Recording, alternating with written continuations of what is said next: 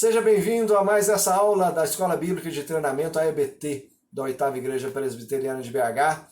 E nós continuamos no Sermão do Monte, vai ser a segunda aula para a gente fechar esse ensino que é tão rico, tão denso do Sermão do Monte. E eu quero ver a sua participação lá no chat, nos comentários, pode escrever lá. Se você não assistiu às aulas anteriores, depois que terminar essa, não tem problema, assista essa aula, depois volte lá nas aulas anteriores e também vá pegando a sequência toda, cada domingo, uma aula cheia de conteúdo para a gente caminhar juntos, ok? Então vamos lá, vamos mergulhar mais uma vez nesse ensino do Sermão do Monte.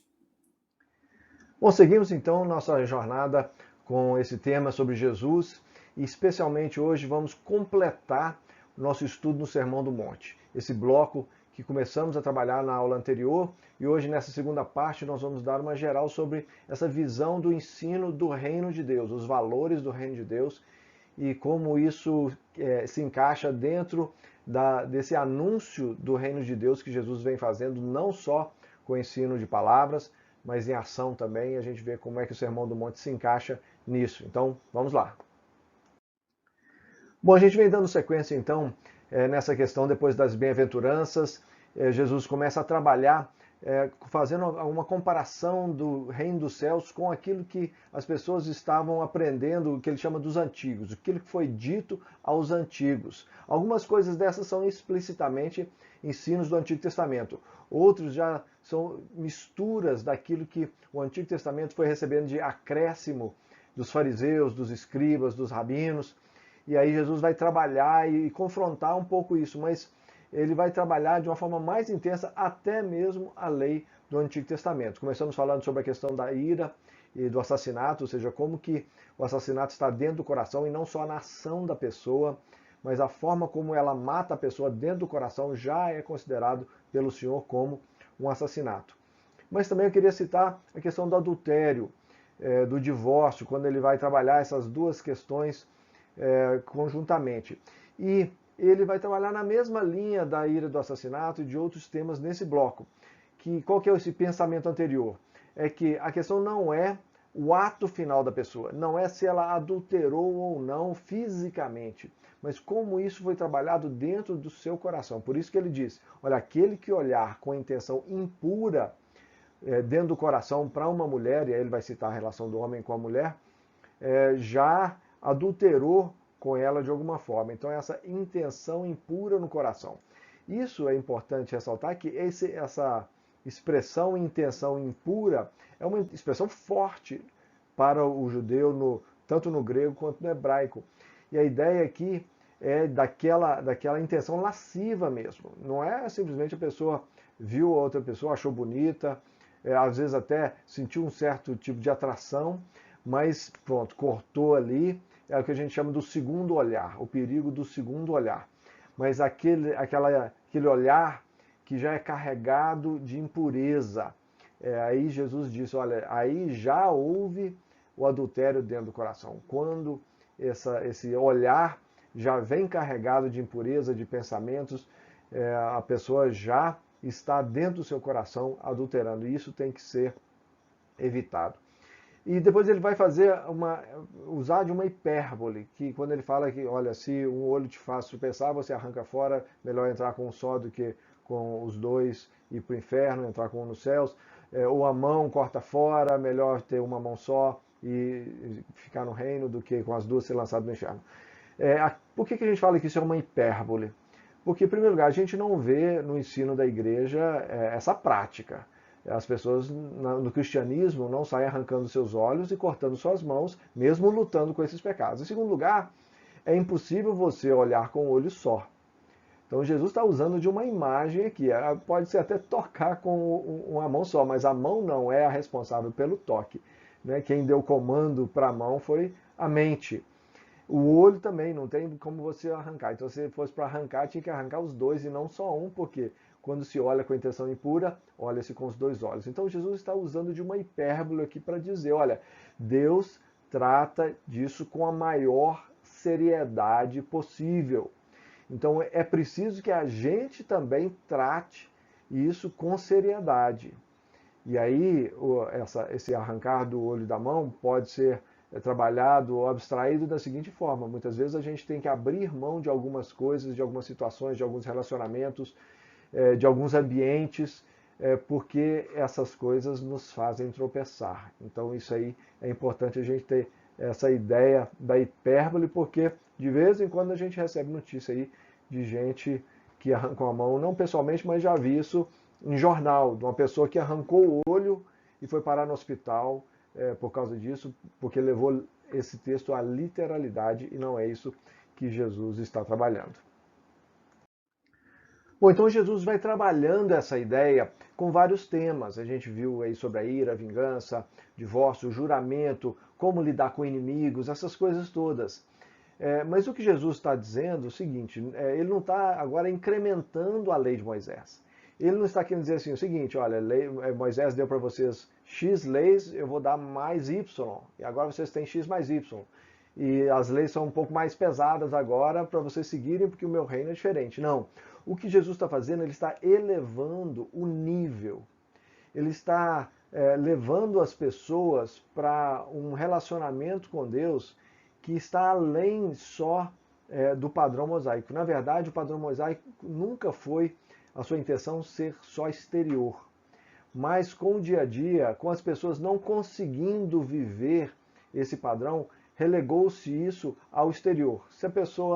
Se as pessoas me veem seguindo a lei, isso é o que importa. Porque o padrão de Moisés, aí, da lei mosaica, já fez um acréscimo enorme em relação ao paganismo. Dentro do paganismo, as nações pagãs, essa ética e essa moral é o seguinte: se eu fiz alguma coisa, se eu não fui pego, não tem problema. Se as autoridades não me viram, se eu não fui preso, se eu não fui morto, se outra pessoa que foi prejudicada não me pegou, está valendo, eu sigo a minha vida. Mas Moisés mostra que sim, é preciso agradar o Senhor. É preciso não só ser bonito diante das pessoas, mas diante de Deus também. Só que o que Jesus vai fazer, ele vai elevar esse padrão mosaico mais ainda. E quando ele diz o que vocês ouviram que foi dito aos antigos, eu porém vos digo, não é que a lei dizia assim, olha, você não pode matar, desde que você não mate, não tem problema o que se passa dentro do seu coração. Não, quando a gente olha a lei de Moisés, a gente vê que já estava embutido isso de não odiar. Só que Jesus vai trabalhar de uma forma muito mais explícita.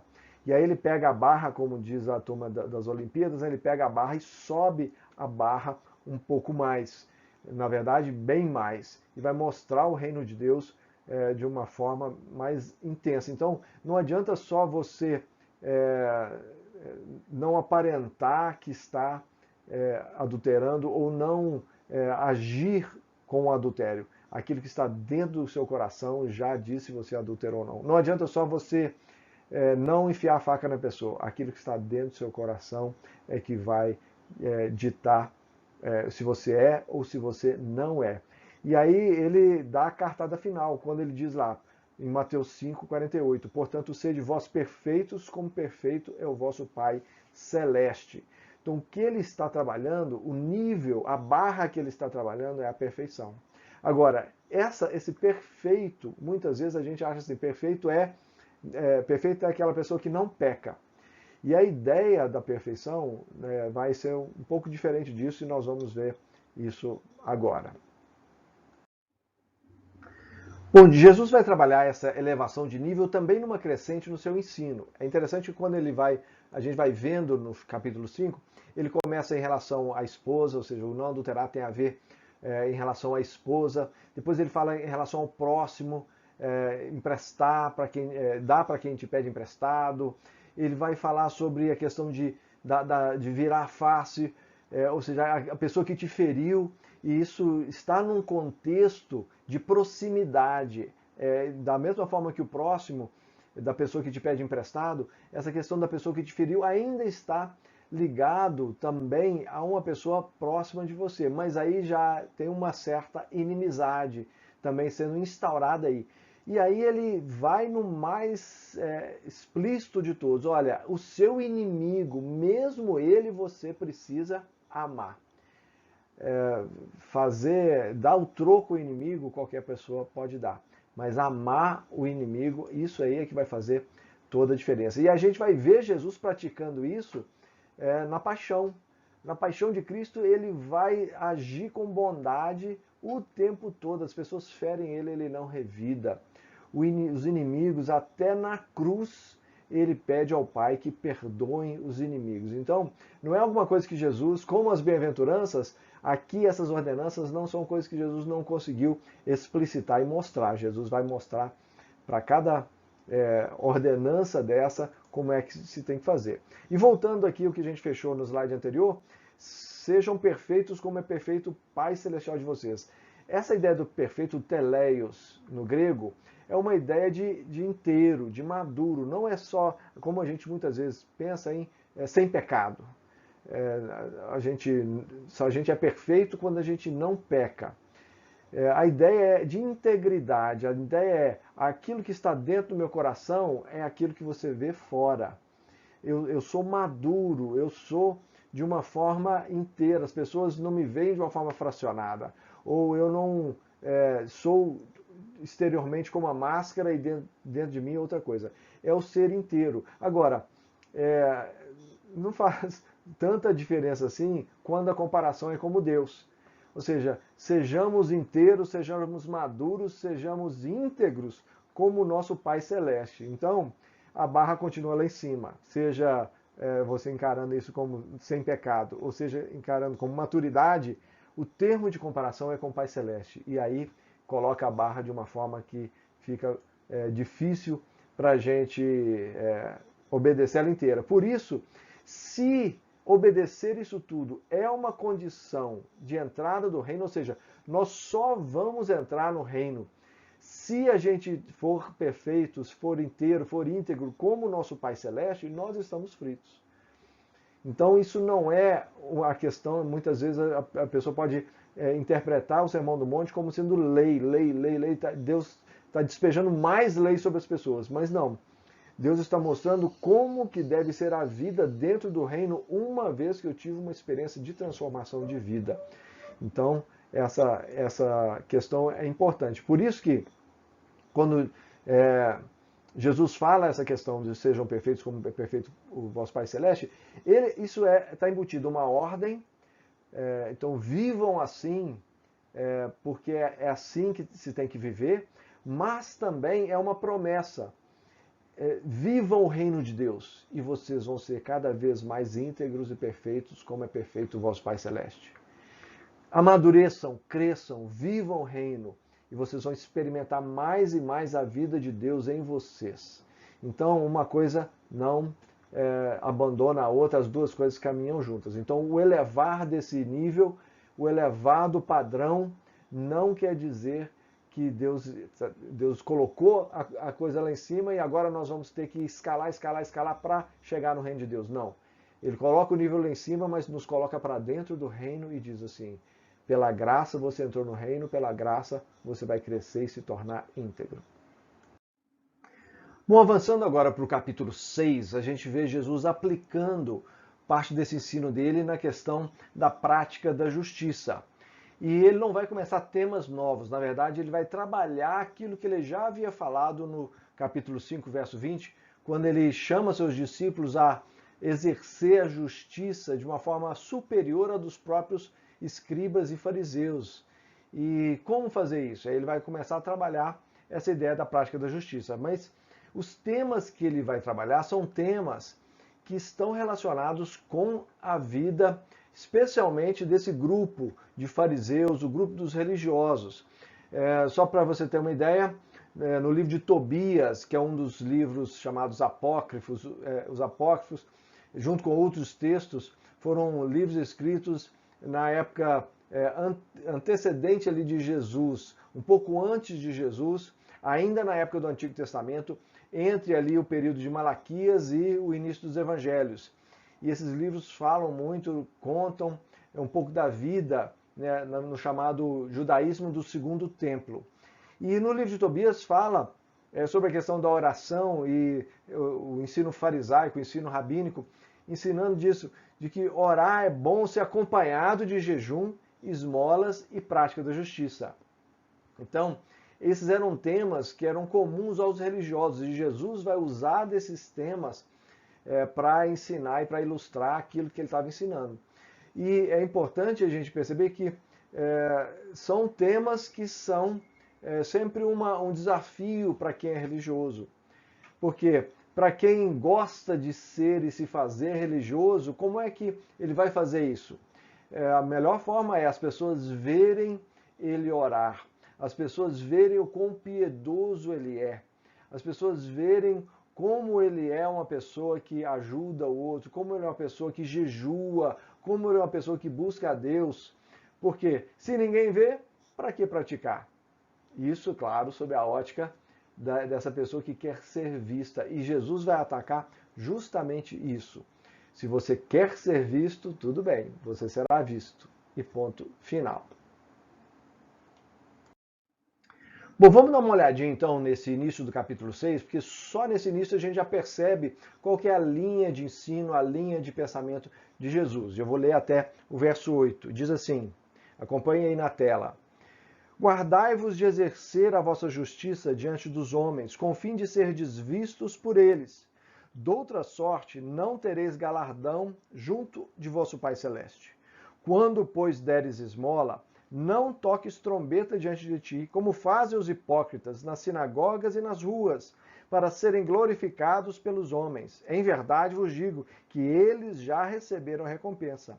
Tu, porém, ao dares a esmola, ignore a tua mão esquerda o que faz a tua mão direita, para que a tua esmola fique em secreto, e o teu Pai, que vê em secreto, te recompensará. E quando orardes, não sereis como os hipócritas, que gostam de orar em pé nas sinagogas e nos cantos das praças, para serem vistos dos homens. Em verdade vos digo que eles já receberam a recompensa. Tu, porém, quando orares, entra no teu quarto e, fechada a porta, orarás a teu Pai que está em secreto, e o teu Pai que vem em secreto te recompensará. E orando, não useis de vãs repetições como os gentios, porque presumem que pelo seu muito falar serão ouvidos.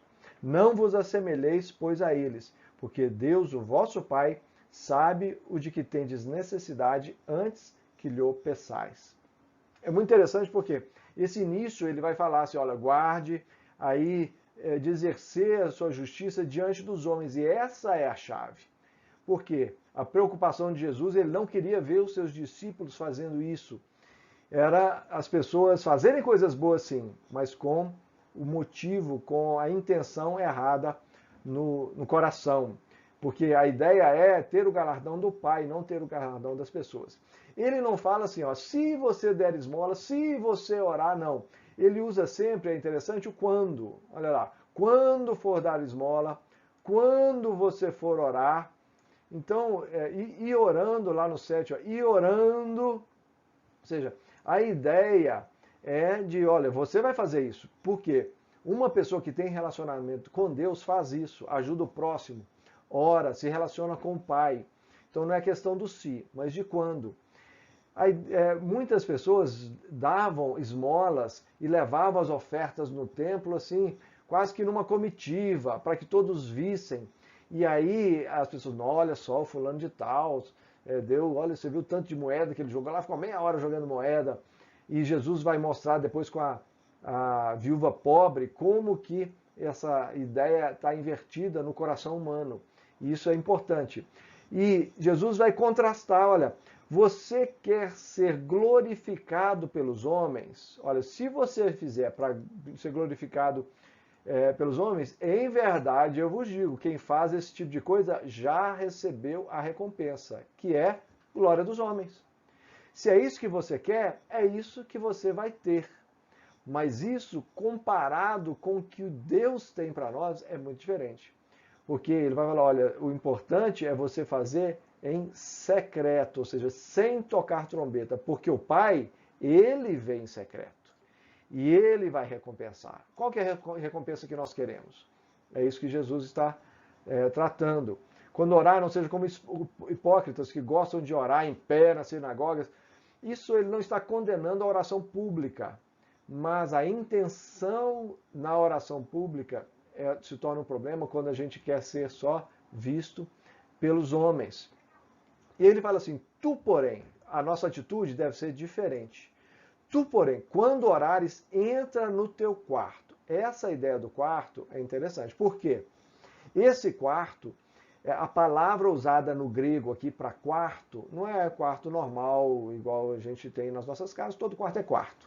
Você pode chamar, suíte, assim, quarto de televisão, quarto. Não. Esse quarto, a denominação usada para esse quarto, era um quarto que era um quarto mais interior da casa e por causa disso não tinha janelas. As construções eram muitas vezes nas rochas, as construções eram, não eram cercadas de janelas. Então esse quarto mais no fundo, muitas vezes, ele era o quarto da despensa. Era o quarto onde se colocavam os mantimentos, as coisas mais valiosas da casa. Por quê? Não tinha janela, então para a pessoa chegar lá para roubar alguma coisa, ela tinha que entrar e atravessar a casa inteira, com todo o perigo de ser vista. Então, o que Jesus está falando? Você entra nesse quarto, nesse aposento, o mais secreto possível, porque você não quer se mostrar para as outras pessoas, não quer se gabar, não quer que as outras pessoas saibam que você está orando maravilhosamente bem. E nesse quarto você vai orar em secreto. E o Pai que vê em secreto, de novo a expressão, vai te recompensar. E aí ele fecha dizendo, não useis de vãs repetições como os gentios. Os gentios, muitas vezes, eles iam orar, na verdade, rezar, nessa distinção que a gente faz entre orar e rezar, né? A gente fazia uma reza. E eles pegavam, e como eles tinham muitos deuses, os romanos, os gregos, os pagãos, de uma forma geral, eles tinham vários deuses, e você não sabe para qual que vai atender sua oração, sua petição. Então vamos fazer o seguinte, vamos pedir para todo mundo. E eles iam enfileirando orações e petições para cada um dos deuses que eles conheciam. Tipo assim, vamos atirar com a metralhadora. E como metralhadora, eles acabavam rezando coisas que eles nem sabiam. Eles estavam só numa vã repetição, como Jesus está dizendo. Mas não é assim que Deus lida. Deus lida num relacionamento. E nós não gostaríamos de nos relacionar com uma pessoa que falasse assim com a gente. Deus também não se agrada da mesma forma. E ele diz, olha, Deus já sabe o que você vai pedir. Então a questão não é o pedido em si, a questão é o relacionamento gerado através desse pedido. E aí é que está a chave. Então, guardai-vos de exercer a vossa justiça diante dos homens. Então, só para a gente ter uma ideia assim, do geral, da construção do ensino de Jesus aqui nesse capítulo 6, ele vai trabalhar essa ideia de guardar a nossa vida, de exercer a nossa justiça diante dos homens com o fim de ser visto por eles, ou seja, não é pecado fazer alguma coisa pública. Não é pecado dar uma esmola na frente dos outros. Você não precisa se esconder para dar esmola. Mas o problema é quando você corre para as luzes para dar esmola, para que as pessoas vejam. E ele vai trabalhar essa estrutura. Quando eu fizer, não faça como os hipócritas, para ser visto. Eles já receberam a recompensa que queriam. Queriam fama, vão ter fama. Tu, porém, faça em secreto. O Pai que vem em secreto vai recompensar. E essa é a ideia que ele vai trabalhar também lá quando ele vai falar sobre o jejum, não se parecer contristado com o jejum, para que as pessoas saibam que você está jejuando e por aí vai. E qual que é a ideia? Os dois contrastes que ele faz? Praticar a justiça para ser visto, recompensa dos homens. Praticar a justiça para Deus, a recompensa é divina. Qual que você quer? Qual que nós queremos? A recompensa dos homens ou a divina? A gente vai dizer, é claro que eu quero a recompensa divina. Mas o nosso coração, o orgulho que existe, o egozinho dentro de nós, ele vai querer a recompensa dos homens. E é contra isso que Jesus nos ensina a resistir. E aí Jesus vai trabalhar o ensino de como orar. Bom, já que não pode orar desse jeito, então como orar?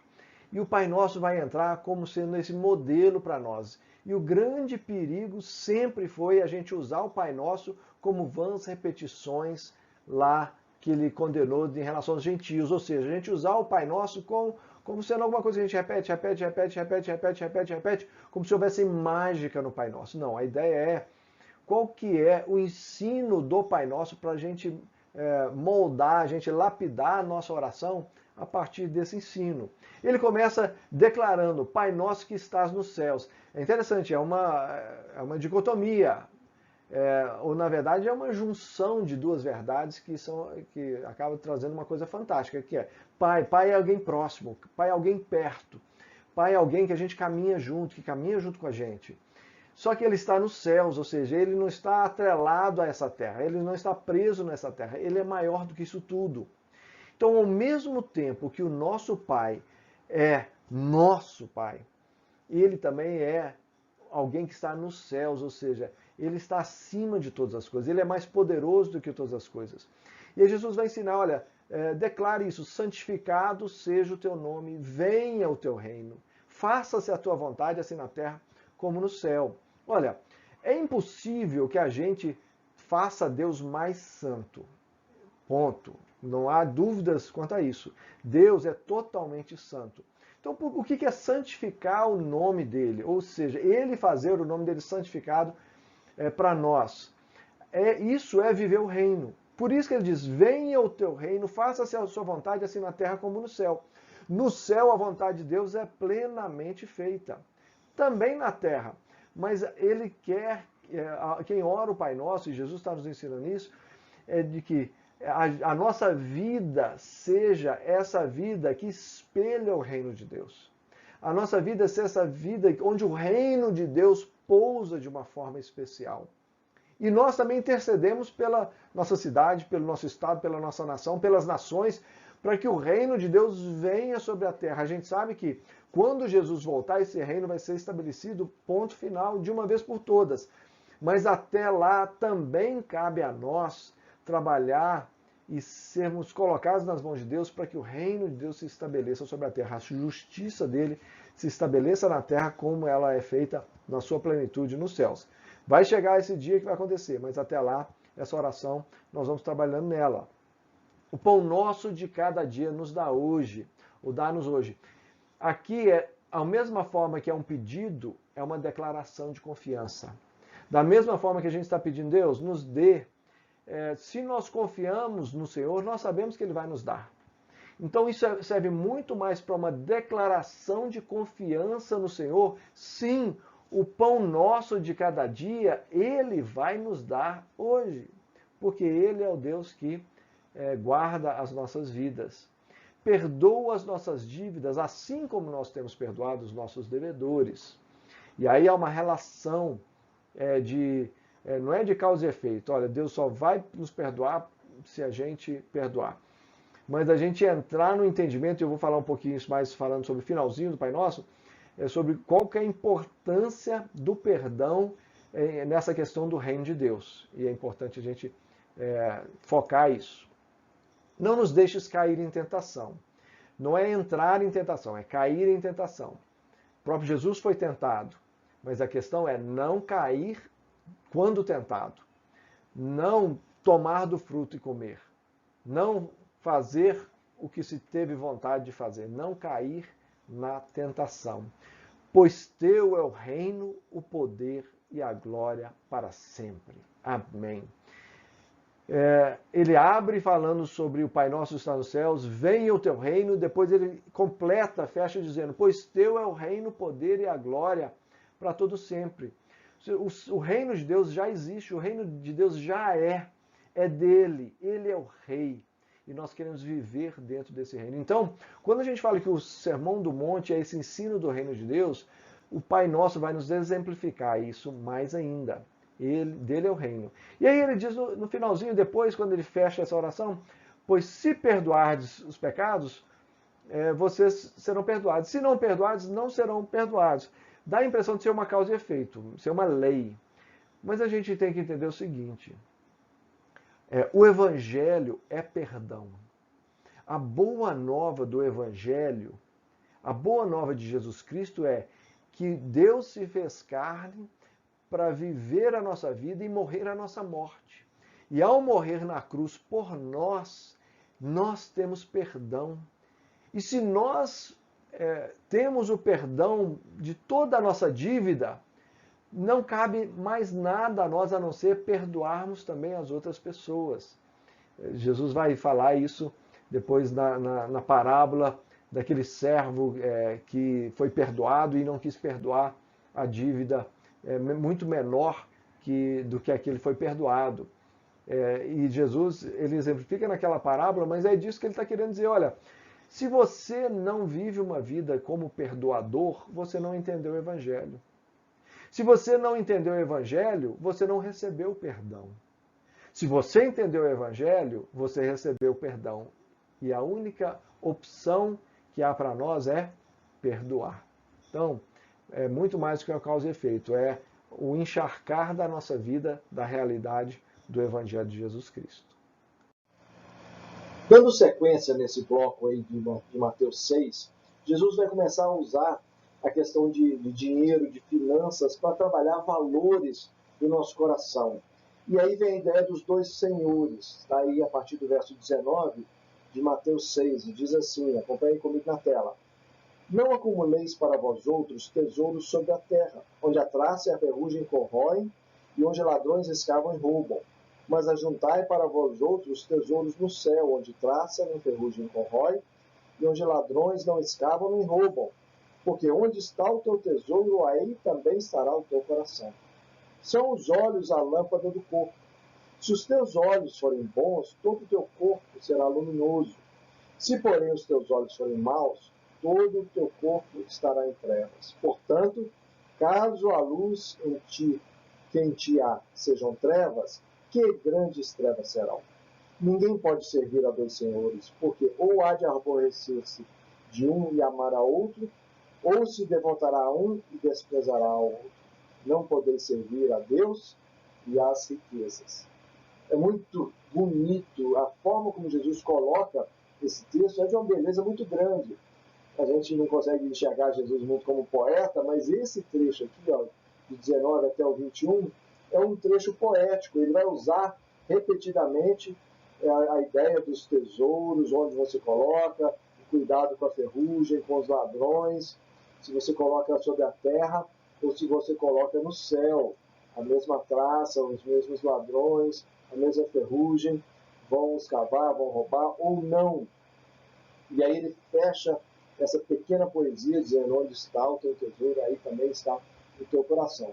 Os versos 22 e 23 vão trabalhar uma figura, uma ilustração muito legal com os olhos. E vamos ver no próximo slide sobre isso com mais calma também, a ideia de não se pode servir a dois senhores. O que é que isso significa?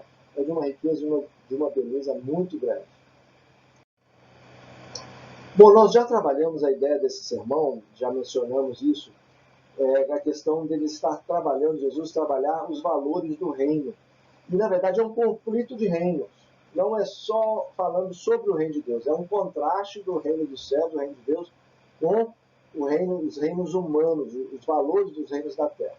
Já mencionei aí no texto a questão desse arranjo poético, o chamado paralelismo hebraico. Ele vai mostrar ideias diferentes usando as mesmas metáforas, as mesmas ilustrações, um arranjo poético muito bonito.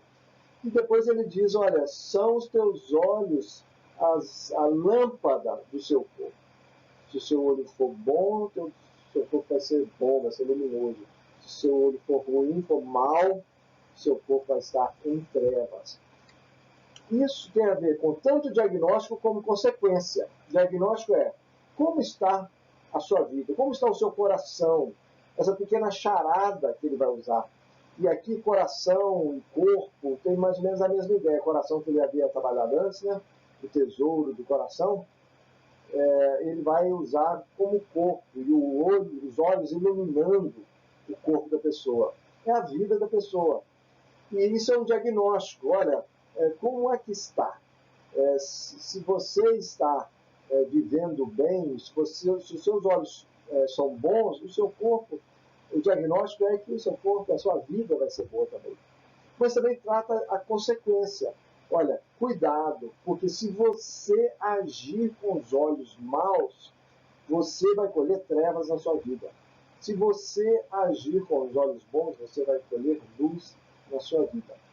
E tem uma pegadinha aqui. Como já havia falado antes, Jesus havia tratado a questão do olhar para a mulher, o olhar impuro para a mulher, muitas vezes a gente lê esse texto sob essa mesma perspectiva, de que esses olhos maus ou os olhos bons têm a conotação sexual, tem uma conotação que leva para esse lado, já com resquícios daquilo que ele já havia falado antes dos olhos impuros. Mas não é isso que Jesus está falando aqui. O termo olhos maus, quando a gente pega esse termo maus e compara ele com esse termo, como é que esse termo era usado na Bíblia, especialmente no Antigo Testamento, na Septuaginta, que é a tradução grega, a gente vai ver que esses olhos maus, essa figura está ligada à inveja e à cobiça. Não é necessariamente, não que não possa ser aplicado à questão sexual, mas Jesus está tratando a questão financeira porque ele quer lidar com a questão da inveja e da cobiça. Ou seja, se os seus olhos forem invejosos, se os seus olhos forem de cobiça, a sua vida vai mergulhar em trevas. Por outro lado, e aí a gente tem essa interpretação que encaixa melhor ainda, porque o termo olhos bons também está ligado nesse sentido, só que em contraste. Os olhos bons são os olhos simples, são os olhos generosos, são os olhos de uma pessoa humilde, que ajuda. Então, olhos bons são olhos que buscam pessoas para ajudar, olhos que não dão as costas quando tem alguma necessidade que é vista. Então, essa ideia de olhos bons e olhos maus, quem tem os olhos bons vai viver com essa luz do reino na sua vida. Quem tem os olhos maus vai mergulhar em trevas. E essa ideia, essa charada que ele vai trabalhar, se a gente olhar por esse contexto, ela faz todo sentido nesse contexto maior que ele está usando para ilustração financeira, usando figuras financeiras. E aí ele fecha no verso 24 falando, olha, não tem como servir dois senhores. Não tem como servir Deus e as riquezas. Só que esse termo riquezas, para nós é meio abstrato. Lá para eles, o que Jesus usa é o termo mamon.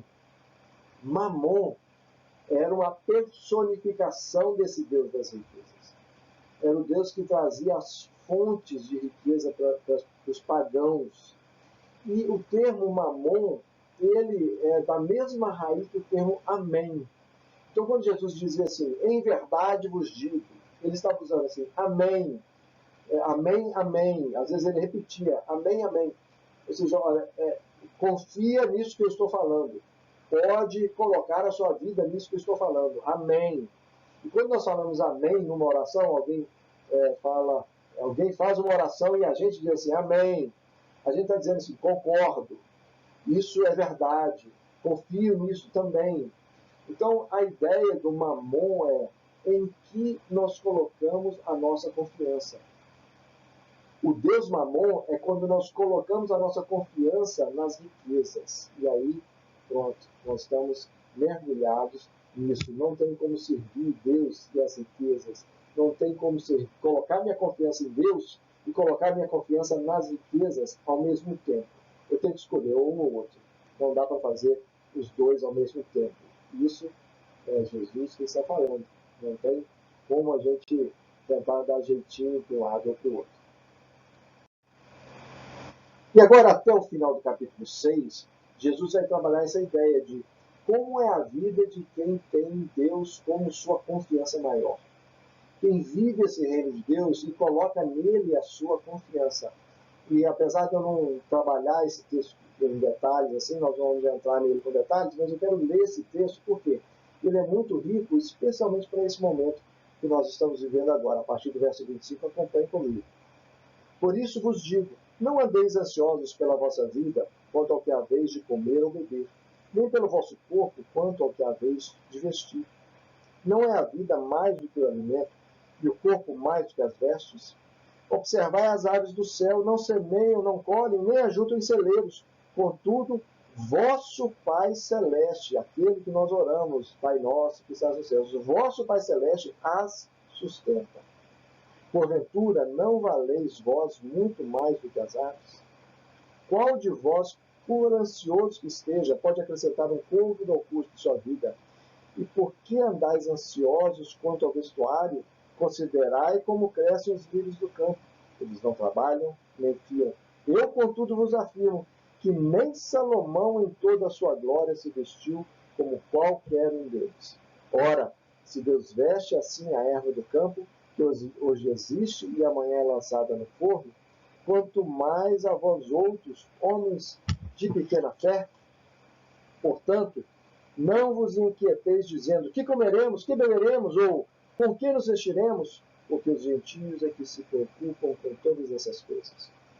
Pois vosso Pai Celeste, de novo, vosso Pai Celeste, sabe que necessitais de todas elas. Buscai, pois, em primeiro lugar, o seu reino e a sua justiça, e todas essas coisas vos serão acrescentadas. Portanto, não vos inquieteis com o dia de amanhã, pois o mal trará os seus cuidados. Basta ao dia o seu próprio mal. Coisa linda, não é não? Fantástico esse texto. Já no capítulo 7, que é o último capítulo do Sermão do Monte, Jesus vai trabalhar uma aplicação desse sermão. Ele vai usar alguns temas para mostrar como é viver, na verdade, esse sermão. Ele vai trabalhar a ideia do julgamento. Olha, não julguem para que vocês não sejam julgados. Ele já havia trabalhado a questão do coração, de você não viver como aparência para as outras pessoas. Porque quem quer viver, quem quer orar na aparência, quem quer dar esmolas na aparência, quer palmas, quer o louvor das pessoas. Esse tipo de pessoa, ela quer ser mais do que as outras. E esse tipo de pessoa que quer ser mais, ela acaba julgando. Ou seja, se você não cair nessa tentação lá atrás, você não pode viver uma vida de julgamento. Quem julga se coloca acima. Quem julga tem mais autoridade do que a outra. Quem julga, joga a outra para baixo. Mas Jesus também faz um contraponto no verso 6, quando ele diz assim, não deem pérolas aos porcos. Olha, a ideia aqui de porco, de cães, eram duas figuras muito pesadas para a cultura judaica. Então Jesus está falando, e algumas vezes ele chamou os fariseus de raça de víboras. Isso, aí eu penso assim, puxa vida, mas Jesus não está julgando, para a gente não dar pérolas aos porcos, nós precisamos julgar, nós temos que falar assim, não, essa pessoa não presta, essa pessoa não vale. E isso tem a ver, quando a gente olha os ensinos de Provérbios, muitas vezes há essa tensão, olha, não trate o tolo segundo a sua estutícia, trate o tolo segundo a sua estutícia. Vai depender da hora. E tem momentos onde a gente tem que dizer assim, olha, essa pessoa eu não vou mais investir as minhas sementes do reino com ela. Ela já recebeu as sementes suficientes e eu vou semear em outros lugares. Paulo tinha essa questão, ele não queria semear em solo onde outras pessoas já semearam, ele queria semear onde não tinha semente ainda. Isso não coloca de lado a graça. Isso a gente não pode julgar a pessoa e dizer assim, olha, essa pessoa é assassina, é mentiroso, é isso, é aquilo. O evangelho não é para ela. Não, o evangelho é justamente para essas pessoas.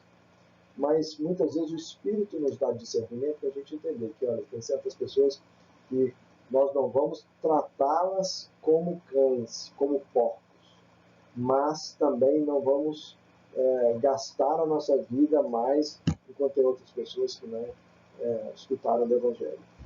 Esse tipo de abordagem que eu creio que seria a abordagem mais sadia na interpretação para esse texto. O verso 7 a 12 ele vai incentivar a oração, mais um contraponto em relação a que eles acham que o Sermão do Monte é lei, lei, lei, lei. Não. Ore que Deus vai te dar. Ore, bata na porta. Deus é aquele que escuta as nossas orações e Ele derrama graça sobre todos nós. Incentivo à questão da oração. Versos 13 e 14 ele vai falar das duas estradas. A porta estreita e a estrada estreita contra a porta larga e a estrada larga também. E isso aí era um ensino, que já era um ensino rabínico da época. Jesus vai aplicar esse ensino ao ensino dele do reino de Deus. E a necessidade da pessoa achar, olha, não fica achando que viver o reino de Deus é fácil, não. Não é. Mas ele também vai falar dos dois profetas, é uma sequência de duas estradas, dois profetas, que ele vai dizer, especialmente do falso profeta, né, que aquele que diz Senhor, Senhor, nem todo aquele vai entrar no reino. porque ainda que tenham expulsado demônios, ainda que tenham experimentado milagres, Jesus vai dizer assim, olha, apartem-se de mim porque eu não conheço vocês. Isso tem a ver com a questão do coração lá atrás. Não adianta só ter uma vida religiosa profícua, uma vida religiosa onde você faz 1001 coisas, se você não tem um relacionamento com Jesus Cristo. Se a sua vida com Jesus não passa pela oração, pela leitura devocional da palavra, um relacionamento próximo com Ele. Então, tem 2 estradas, 2 profetas e, por fim, os 2 fundamentos. O homem que constrói sobre a areia e o homem que constrói sobre a rocha. E aí é interessante que ele não constrói sobre rochas, ele constrói sobre a rocha. E aí Jesus vai mostrar com a sua vida que ele é essa rocha. Ele é a rocha eterna sobre a qual nós construímos a nossa vida.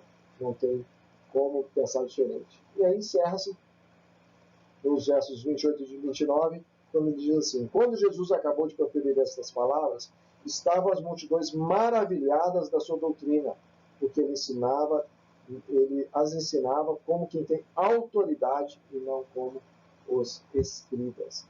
Então, isso aí deixou todas as multidões. Ele ensinou para os discípulos, chega um certo momento que as multidões vão beber daquilo que ele estava ensinando aos seus discípulos, e aí as multidões terminam o Sermão do Monte maravilhadas com o seu ensino. Até hoje nós estamos também maravilhados com isso. Bom, e para fechar, eu quero já fazer um link com a nossa próxima aula, porque o ensino de Jesus está completamente ligado ao ministério de Jesus. O sermão ele vai estar ligado a esse bloco seguinte, quando a gente vai ver uma série de milagres, capítulos 8 e 9. E os milagres estão conectados com esse ensino de Jesus. Lá no capítulo 9 de Mateus, diz assim, e percorria Jesus todas as cidades e povoados, ensinando nas sinagogas, pregando o evangelho do reino e curando toda sorte de doenças e enfermidades. Vendo ele as multidões, compadeceu-se delas, porque estavam aflitas e exaustas, como ovelhas que não têm pastor. Então se dirigiu aos seus discípulos. A seara, na verdade, é grande, mas os trabalhadores são poucos. Rogai, pois, ao Senhor da seara, que mande trabalhadores para a sua seara. Então, esse ensino dele nas sinagogas, o ensino, ele pregava o evangelho do reino, as boas novas do reino, curando toda a sorte de doenças e enfermidades. A gente vai ver como que esse ensino está ligado de uma forma muito especial à questão dos milagres. Pronto, chegamos aí ao final. Já deixei aí o aperitivo para a nossa próxima aula, que nós vamos trabalhar a questão dos milagres. Vai ser muito rico a gente encaixar essa questão do ensino com os milagres do ministério de Jesus. E quero deixar uma dica para você. Aproveite aí essa semana para ler os capítulos 5, 6 e 7. Leia, releia o Sermão do Monte. 2 livros muito bons sobre o Sermão do Monte. O livro do John Stott, o Sermão do Monte, e outro estudo do Sermão do Monte, de Martin Lloyd-Jones. 2 autores aí clássicos, muito bons. E se você quiser aprofundar um pouco, vale a pena ler também. Porque não são livros difíceis de se achar. Então, Deus abençoe sua vida e continuamos caminhando juntos. É isso aí. Espero que você tenha sido tremendamente abençoado. Eu tenho sido muito abençoado em preparar essas aulas.